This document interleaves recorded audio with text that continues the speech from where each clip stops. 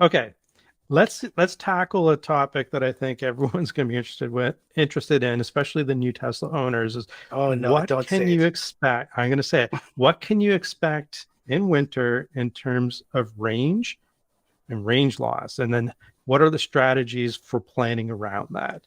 Who That's not what I wants to thought you go were gonna say. first on that one?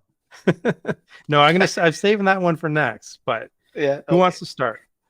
I'll start with some. Okay. So what I would say to all the new Tesla owners, there are things you can do that will help your range, and there are things that if you don't do will hurt your range, right? And so there is an element of control and um, responsibility on your behalf that will help you or hurt you. Is the way I'll kind of start this one, right? Preconditioning for those who haven't driven in the wintertime. Preconditioning is number one. Absolutely, Dax. It is the number one thing you can do to minimize your range loss Kevin, because for the new yeah. owners, what is preconditioning? So preconditioning is there's a couple of different ways you can achieve preconditioning. That's something you put in your But hair before the shampoo.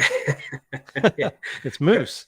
preconditioning is allowing the car to warm its battery up before you take it for a drive, because if where the range loss happens the most is when your car is trying to warm itself up, warm you up, and warm the battery up and keep it warm while you're driving. So the drain on the battery on all of those things at the same time is what, if you see some of these YouTubers that go, oh my God, I lost 30% of my range, right?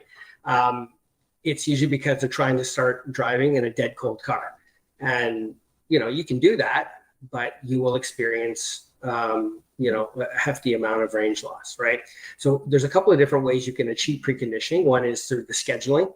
So if you schedule your car to have it ready for departure every day, if you go to work leave for work at 7:30, you can schedule it so that your car will have itself preconditioned and the cabin will be warm. And the great thing about scheduling is it's GPS based. So what that means for you guys is if you schedule it in your house, in your home for 7:30 a.m., and you can set it for weekdays or all week, it will do that predictably every single day. My wife teaches at a school, and it will precondition her car at 2:45 when she gets ready to leave school every day.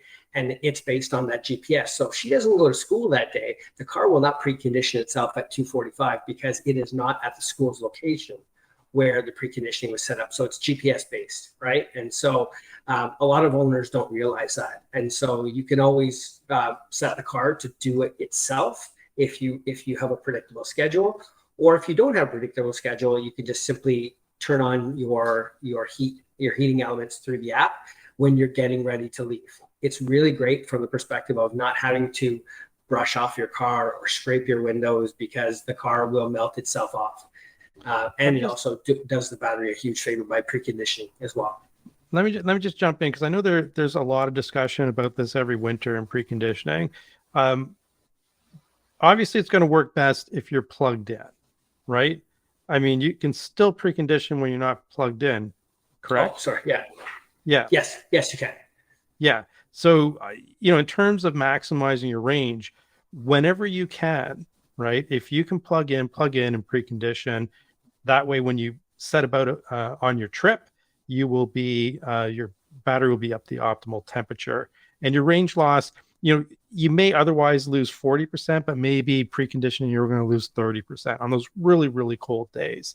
But just to throw some numbers out there, when it's about 0 degrees Celsius, which is 32 Fahrenheit, typically the range loss isn't that great. It's maybe around 10%, right? It's not until you get into those minus 20 Celsius, which is God knows what in Fahrenheit. Somebody help me out here in the in the 8, comments. Is it 8? I'm guessing. -8 Fahrenheit? No, it's colder than that. Hold on. Anyhow, I'm talking. Dax will do the math while we're doing this.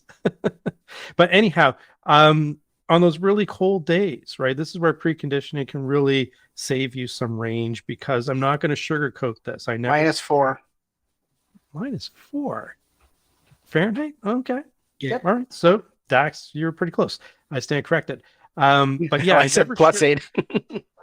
Did you? Okay. Yeah. I never sugarcoat this, especially for the new owners, because I don't want them to have a bad experience once winter comes, right? So let's just be honest, you're going to get a lot of range loss when it's -20, right? Anywhere from 40% to 30%, depending on whether you're preconditioned.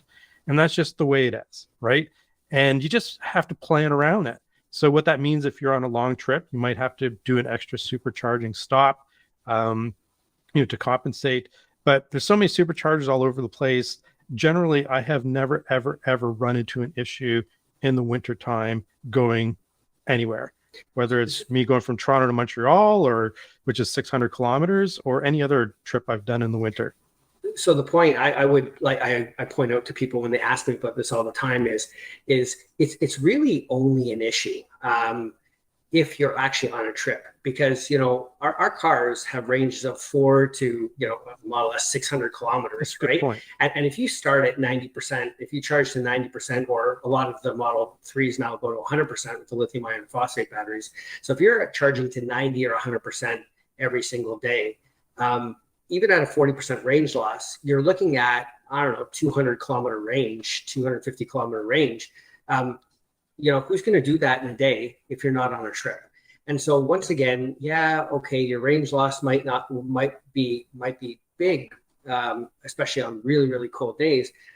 But if you're not doing 250 kilometers in a day, you're not going to care.